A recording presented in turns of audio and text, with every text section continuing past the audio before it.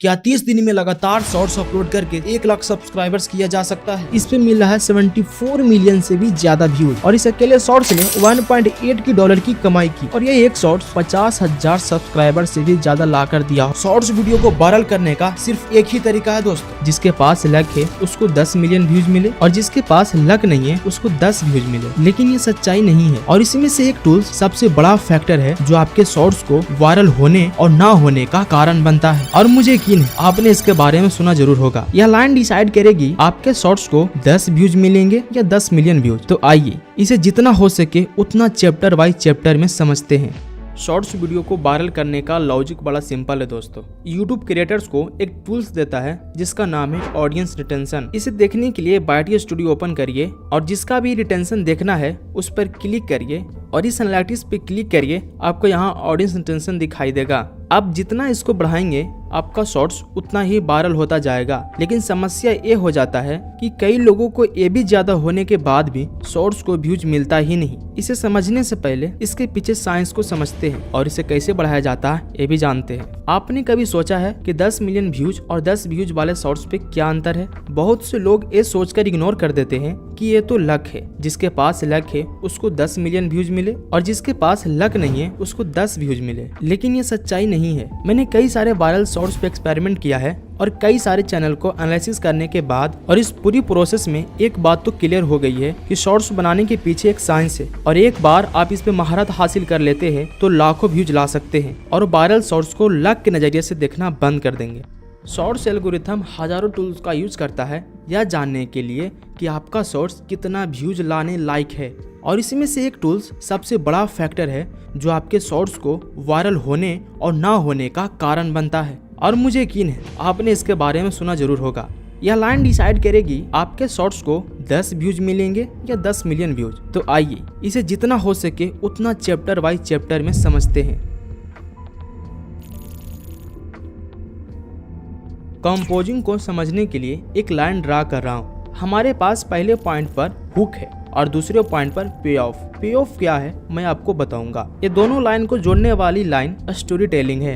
हम सभी पॉइंट को देखेंगे। सबसे पहले चलते हैं हुक पे। आपका हुक बेसिकली आपके शॉर्ट्स का इंट्रो होता है। इसे जितना हो सके उतना छोटा और देखते ही समझ जाना चाहिए कि ये शॉर्ट्स किस बारे में है, क्योंकि कई बार हम ऑडियंस को हुक में कंफ्यूज कर देते हैं और कॉम्प्लिकेटेड बना देते हैं, जिससे व्यूअर्स शॉर्ट्स को इग्नोर कर देता है, जिससे हमारा ऑडियंस टेंशन बद से बदतर हो जाता है। इसलिए हुक को जितना छोटा और सिंपल बना सके उतना अच्छा होता है, क्योंकि आपका ऑडियंस पानी की तरह होता है। मान लीजिए ये पानी आपके ऑडियंस का दिमाग है और ये रास्ता आपका शॉर्ट्स। अगर आपने पहले 5 स्टेप्स को क्लियर नहीं किए और बाकी रास्ते साफ कर चुके हैं तो ऑडियंस जब आपके शॉर्ट्स पे आएंगे तो उसको नहीं पता कि 5 स्टेप्स के बाद रास्ता साफ मिलेगी। वो 5 सेकेंड्स की वजह से किसी और रास्ते पे चलना शुरू कर देगा और आपको लगेगा कि मैंने तो शॉर्ट्स पे इतनी मेहनत की लेकिन कोई भी क्यों नहीं देखता, और आप इसे लक समझकर डिमोटिवेट और सैड फील करने लगते हैं। क्या होता अगर आपने पहले 5 कदम को पूरी तरह साफ रखते?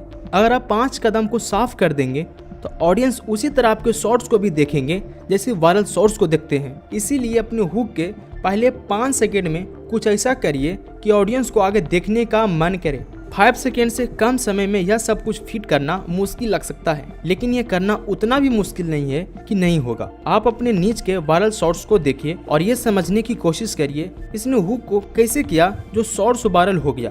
Music, sound effects, visual, editing सभी कुछ पर नजर रखना, क्योंकि छोटी से छोटी चीज भी वीडियो वायरल करा सकता है। अब आपका शॉर्ट्स आगे बढ़ने के लिए तैयार है।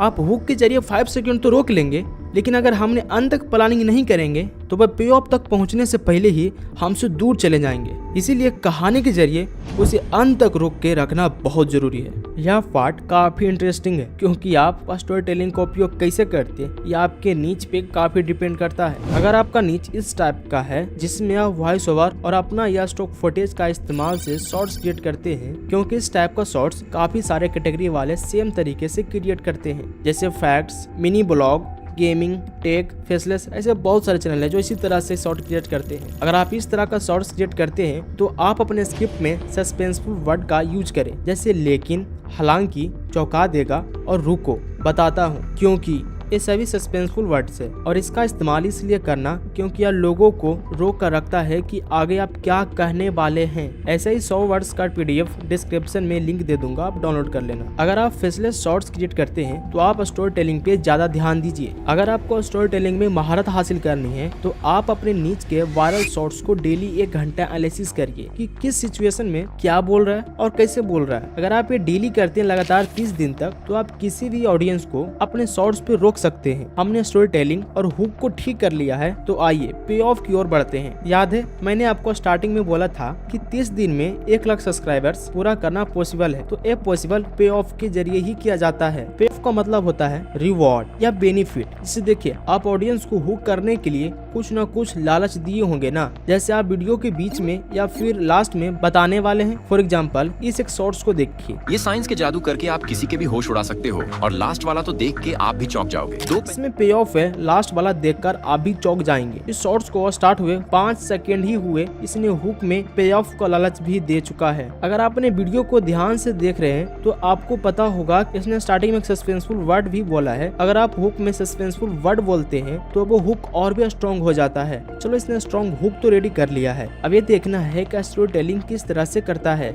जाओगे 2 पेंसिल्स को नमक वाले पानी में डालकर उसके ऊपर बैटरी रख देनी है और अब आप पानी से हाइड्रोजन और ऑक्सीजन को अलग होते हुए देख सकते हैं। पानी की एक बोतल को 2 घंटे के लिए फ्रिज में रख दें, फिर उसे धीरे से बाहर निकालें और फिर जैसे ही बोतल को दबाव के साथ नीचे रखोगे तो बोतल का पानी तुरंत बर्फ में बदल जाएगा। इसने नो बकवास स्टोरी टेलिंग की है जो ऑडियंस को बिल्कुल पसंद आएगी। इसने हुक अच्छे से किया और इसने स्टोरी टेलिंग भी बहुत अच्छे से किया है। अब देखते हैं क्या ये पे ऑफ यानी इसने जो वादा किया है स्टार्टिंग में पूरा कर पाएगा।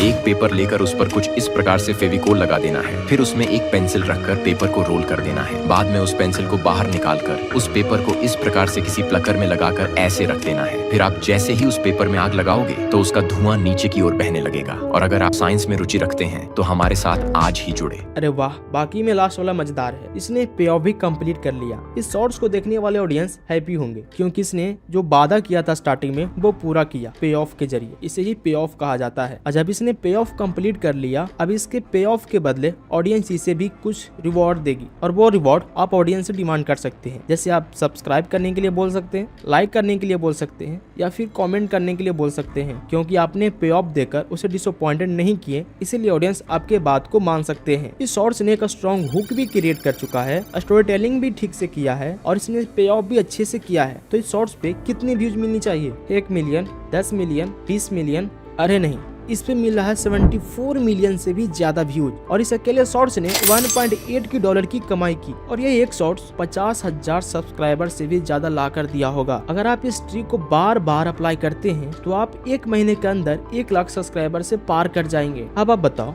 ये लक है या फिर साइंस? अब मैं आपको वो तरीका सिखाने वाला हूँ जो बहुत आसान है और आपके लिए 1 महीने में 1 लाख सब्सक्राइबर्स दिलाने में और भी हेल्प करेगा। ठीक है, शॉर्ट्स पे व्यूज लाने का ये थोड़ा अनएथिकल तरीका है, लेकिन ये बहुत अच्छे से काम करता है। हर दिन यूट्यूब पे हजारों शॉर्ट्स पब्लिश होता है जिसमें 90% शॉर्ट्स फेल हो जाती है और 10% शॉर्ट्स वायरल हो जाती है। तो अगर हमें 10% में जगह बनानी है तो आपको शॉर्ट्स एल्गोरिथम को बहुत अच्छे से समझने की आवश्यकता है। एल्गोरिथम क्या है इसे जानने के लिए महीनों का एक्सपीरियंस चाहिए, लेकिन यहीं पे न्यू क्रिएटर्स बिना एल्गोरिथम के समझे शॉर्ट्स अपलोड करते हैं तो वे 90% वाले शॉर्ट्स में फंस जाते हैं क्योंकि उनको कुछ आइडिया नहीं होता है कि कौन सा शॉर्ट्स चलेगा और कौन सा नहीं। इसीलिए न्यू क्रिएटर को अगर फास्ट ट्रैक से टॉप 10 में पहुंचना है बिना एल्गोरिथम एक्सपीरियंस के तो आप ये कर सकते हैं। सबसे पहले अपना चैनल क्रिएट करिए, अपना नीच डिसाइड कर लीजिए, अपने नीच के जितना हो सके उतना क्रिएटर्स को फाइंड कर लीजिए और कम से कम 1 लाख से ज्यादा सब्सक्राइबर्स वाले चैनल को सब्सक्राइब कर लीजिए और 1 लाख से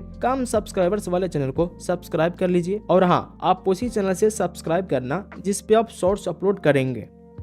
अगर आप इतना कर लेते हैं तो आगे का प्रोसेस शुरू करते हैं। अब आपको आराम से बैठकर इन सभी चैनल को बारी बारी से देखना है कि इन सभी चैनल पे कौन सा शॉर्ट्स अच्छा व्यूज ला रहा है। ध्यान रहे लेटेस्ट शॉर्ट्स को ही देखना, जिसके शॉर्ट्स पे सब्सक्राइबर से ज्यादा व्यूज मिले उसे सेव कर लेना। सभी चैनल्स को देखने के बाद आप डिसाइड करिए कि कौन सा शॉर्ट्स अच्छा है, आप ये आसानी से कर लेंगे। अगर आपको वायरल शॉर्ट्स मिल जाए तो आप उस शॉर्ट्स को अपने चैनल के लिए रीजनरेट करिए। सबसे पहले स्क्रिप्ट को चेंज करिए। अगर आप स्क्रिप्ट को ज्यादा चेंज नहीं कर पा रहे हैं तो कोई बात नहीं, स्क्रिप्ट से कॉपीराइट नहीं आएगा। अब आप ये देखिए कि इसने एडिट कैसे किया है और कौन सा वीडियोज यूज कर रहा है और कौन सा इमेज यूज किया है। अगर आप कुछ चीजें बदल सकते हैं तो जरूर बदल दीजिए। और हाँ, आप एडिटिंग अपने स्टाइल में कीजिए। चलिए एक एग्जांपल देखते हैं। आप इस शॉर्ट्स को देखिए और आप इस शॉर्ट्स को भी देखना। मैं आपको जो बताना चाह रहा हूँ वो दोनों शॉर्ट्स को देखने के बाद आप समझ जाएंगे।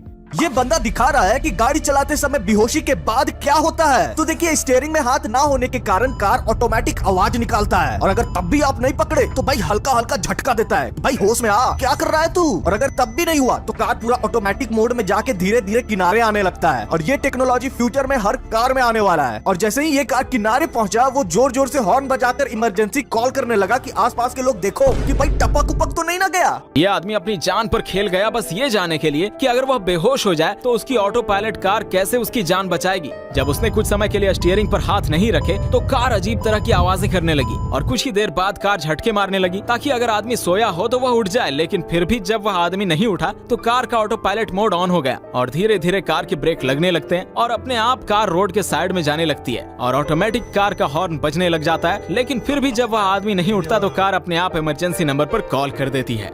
ये दोनों ऑलमोस्ट सेम है, लेकिन आपने एक चीज नोटिस किया है, इसने स्क्रिप्टिंग में थोड़ी बहुत चेंज किया है और एडिटिंग में एक थोड़ा सा इफेक्ट लगाया जिसको बोलते हैं मिरर इफेक्ट। इसने सिर्फ मिरर इफेक्ट लगा दिया। इसने स्क्रिप्टिंग में थोड़ी बहुत चेंज किया है और एडिटिंग थोड़ी बहुत किया है। अब देखते हैं कि ट्रिक काम करता है या नहीं। क्या आप गेस कर सकते हैं दोनों शॉर्ट्स पे कितना कितना व्यूज मिला होगा? दोनों शॉर्ट्स पे ऑलमोस्ट सेम व्यूज मिला है दोस्तों।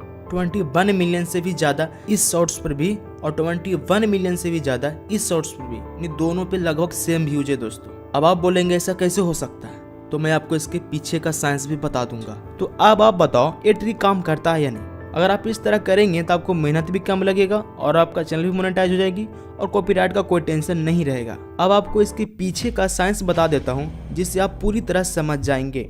देखो, यूट्यूब का एल्गोरिदम सभी यूजर्स का हिस्ट्री रखता है और उस हिस्ट्री को देखकर एल्गोरिथम सभी यूजर्स को अलग अलग कैटेगरी में डिवाइड करता है। अगर आपको अपना हिस्ट्री देखनी है तो आप यहाँ से देख सकते हैं। इसी हिस्ट्री को देखकर यूट्यूब वीडियोज को रिकमेंडेशन करता है और शॉर्ट्स को रिकमेंडेशन करता है कि आपको कौन सा शॉर्ट्स पसंद आ सकता है। यूट्यूब ये हिस्ट्री देखकर पता लगा लेता है कि आपको कौन सा शॉर्ट्स अच्छा लगेगा और कौन सा नहीं। अगर कोई न्यू यूजर्स यूट्यूब पे आता है तो उसको डिफरेंट शॉर्ट्स या फिर वीडियोस दिखाया जाता है। अगर यूजर्स किसी को लाइक या कमेंट सब्सक्राइब करता है तो उसी डाटा के देखते हुए उसे उस टाइप की कैटेगरी में रखा जाता है जहाँ इस टाइप का वीडियोस दिखाया जा रहा होता है। और बीच बीच में आपको ऐसे टाइप के शॉर्ट्स भी दिखाए जाएंगे जिसे आपने कभी देखा नहीं होगा। अगर आप उसे भी लाइक करते हैं तो आपको उस कैटेगरी में भी रखा जाएगा। अगर कोई शॉर्ट्स इन सभी को अच्छा लगता है तो यूट्यूब उस शॉर्ट्स को रेफरेंस लेकर उसी टाइप का शॉर्ट्स और फाइंड करने लगता है ताकि इन सभी को इसी टाइप का शॉर्ट्स और दिखाया जाए और यूट्यूब इस टाइप का शॉर्ट्स उसे दिखाना शुरू कर देता है। अगर आप उस शॉर्ट्स को जान गए जिसे यूट्यूब ने रेफरेंस के लिए सिलेक्ट किया है तो आप उस शॉर्ट्स को रीजनरेट करके यूट्यूब एल्गोरिथम को मजबूर कर सकते हैं आपके शॉर्ट्स को ऑडियंस को दिखाने के लिए और आपके शॉर्ट्स को उसी ऑडियंस को दिखाया जाएगा जिसे आप दिखाना चाहते हैं। इसलिए मैंने आपको बोला था कि आप सभी चैनल को देखिए और जिस पे ज़्यादा व्यूज आ रहा उसको रखिए, क्योंकि रेफरेंस में यूट्यूब उसी शॉर्ट्स को रखता है जिस पर ज़्यादा व्यूज आ रहा होता है। और ये था यूट्यूब एल्गोरिथम के पीछे का सच्चाई। मेरे पास ऐसे कई सारे टॉपिक है जिसे मैं आपको बताना चाहता हूँ। अगर आपने इसे ध्यान से समझा तो डेफिनेटली आप 2025 में अच्छा करने वाले हैं। और हाँ, मैं अभी भी कंफ्यूज में हूँ कि ये वीडियो आपको समझ में आया है फिर नहीं। अगर आप इस वीडियो को पूरी तरह समझ गए तो आपको मेरे तरफ से पे ऑफ मिल गया होगा। अगर मिल गया हो तो आप मेरा भी पे ऑफ दे देना अगर मैं इसके लायक हूँ तो। और हाँ, इसका पार्ट 2 भी चाहिए तो आप बता देना, मैं इसका पार्ट 2 भी क्रिएट कर दूंगा। तब तक आप ये वीडियो देख लीजिए।